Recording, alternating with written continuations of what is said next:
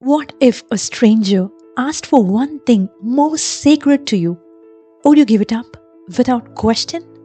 What if God came not as God but as a test? This is not just a story. This is the life of a man who shattered all worldly norms in the name of devotion. A man who offered more than his wealth, more than his body. He offered his very heart.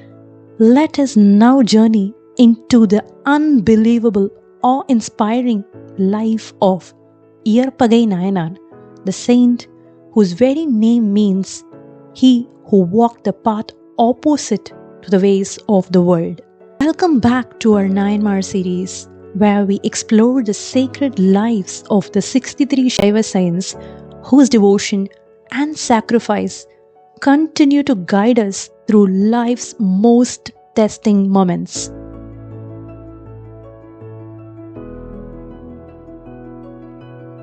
This is the third video in the series where we bring to life the journey of the second Nayanmar, Iyarpagai Nayanar. If you haven't watched yet, do watch our earlier episodes on Thillaivar Andanar and Thiruneelakantar, both linked in the description below. And don't forget to subscribe so you don't miss the inspiring stories of the rest of the Nayanmars. Now let's return to the incredible journey of Iyarpagai Nayanar. In the ancient port city of Kaveripoompattinam, where the sacred Kaveri merges with the sea, commerce, culture, and Shaiva devotion flourished under the Chola kings. Amidst its buzzing trade routes lived a humble but wealthy merchant. But he was no ordinary man. He considered himself not just a devotee of Lord Shiva, but a servant of those who served the Lord. He lived by a simple vow: never say no to a devotee of Shiva. His heart overflowed with service. His actions went against worldly logic. And so people called him Iyarpagai, the one who goes against the natural order. One day, the Lord himself decided to test the limits of this saint's surrender. Disguised as a Shaiva devotee, he knocked on Iyarpagai's door. Iyarpagai welcomed him with open arms, washing his feet, offering food, and seating him with reverence. The guest sat silently for a moment, as though something weighed heavily on his heart. Then, with measured words, he said, "I've heard of your name, Iyarpagai, whispered by wandering saints and sung by the winds, a man who never denies a devotee of Shiva." He paused. "I have come only because they said you never say no." Iyarpagai smiled, glowing with humility. He said, "You've heard right, Swami. To serve devotees of Shiva is the very purpose of my life. Ask whatever your heart desires. If it is mine, it will be yours." But the devotee did not respond immediately. He looked down, as if hesitant. His voice softened. "I fear my request might disturb you," he said. Iyarpagai leaned forward and replied, "If you are a devotee of the Lord, then there is nothing you can ask that would disturb me. Do not hesitate. Speak freely." The Lord, who was disguised as this devotee, took a long breath and replied, "Then I will ask for something, but promise me you'll give it no matter what." Without the slightest trace of hesitation, Iyarpagai said, "If it is mine, it will be yours." And then the bombshell dropped. "Then give me your wife." Time stopped. Even the wind stood still. But Iyarpagai, steady as the Himalayas, smiled and said, "It is my great blessing that I have what you ask for." He turned to his wife, a woman of great purity and devotion, and took her off the request. Her eyes widened, her heart trembled, but she bowed down and said, "If this is your dharma, then this is mine." Their love was not of attachment. It was rooted in Bhakti, where the will of Lord reigned supreme. As they prepared to leave, Iyarpagai turned once to the devotee and asked with humility, "Swami, is there anything more I can do for you?" The devotee looked around cautiously and replied with concern, "Yes, I fear your relatives may not accept what you've done. They may try to stop me. So please escort us safely until we are beyond the city gates." Without a second thought, Iyarpagai bowed low in reverence, then rose like a warrior. He picked up his sword and shield, and with the fierce resolve of a lion, began walking beside the devotee and his own wife. But by now, the story had spread like wildfire across the town. Relatives gathered in anger, disbelief, and outrage. They rushed to his home, shouting, "Iyarpagai, have you completely lost your mind? This has gone too far." Another spat with fury. "This is no true devotee. He's a fraud, a vile man disguised in holy robes, here to steal another's wife. Chase him out." Iyarpagai tried to calm them, standing his ground.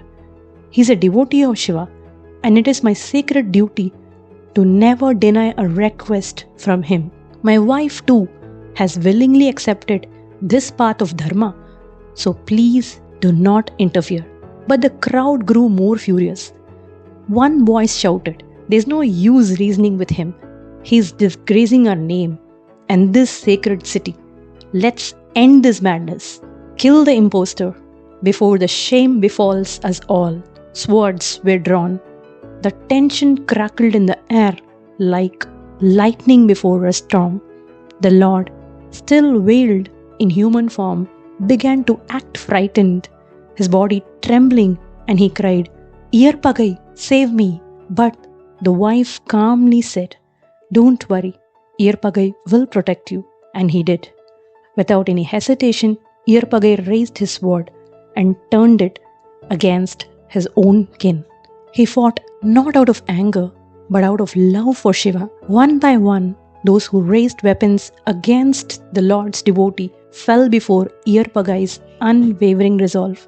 He defended the Lord with his very hands, even if it meant turning against blood. In that battlefield of dharma, love won and ego perished. When the dust settled, silence reigned, and in that silence stood Iyarpagai, blood-stained but steadfast. He turned gently to the devotee and said, "There is no one left to harm you now. Let us go." After crossing the city limits, the disguised devotee turned back and said, "You may go now." Iyarpagai didn't question. He didn't ask why. He didn't even glance back at his wife, not even once. With unwavering obedience, he simply turned around and walked away. But just as a few steps ahead, a voice, loud, commanding, divine, thundering through the skies, "Iyarpagai, come back." He rushed back, sword drawn, ready to defend, wondering if someone has attacked the devotee. But the devotee was gone. Only his wife stood there, alone, silent, and still. And then, in a flash moment, appeared Lord Shiva on Nandi with Devi Parvati, gleaming like an emerald vine. Iyarpagai's sword fell from his hand. His knees buckled. Tears rushed down his face as he fell prostrate, heart trembling in divine awe. And the Lord spoke, "I'm pleased by your unblemished devotion. You and your faultless wife shall dwell with me in my eternal abode." And in his boundless compassion, the Lord did one more thing. He brought back to life all the relatives Iyarpagai had slain in devotion. None were condemned, not to erase the past, but to reveal that true devotion uplifts not only the seeker, but even those who opposed him. And thus, the world came to know of Iyarpagai Nayanar, the one who walked against the world and walked straight into the heart of the divine. Iyarpagai Nayanar didn't just offer his possessions, he offered his pride, his logic, his comfort, his everything at the feet of the Lord. and in return, he gained eternity. This is the power of absolute surrender. This story teaches us when we trust the Lord's will, even when it makes no sense, He leads us beyond karma, beyond pain, straight into His divine grace. Faith is not about understanding everything, it's about trusting even when we understand nothing. May the unshakable faith of Iyarpagai Nayanar awaken the same surrender in our hearts. If this story moved you, share it with someone who is facing a hard decision today. Let them know the Lord never abandons those who trust Him. And tell us in comments about which moment of the story stirred your soul the most. Subscribe for more rare and powerful stories from the lives of Nayanmars and many other spiritual insights. Thanks for watching and see you in the next one.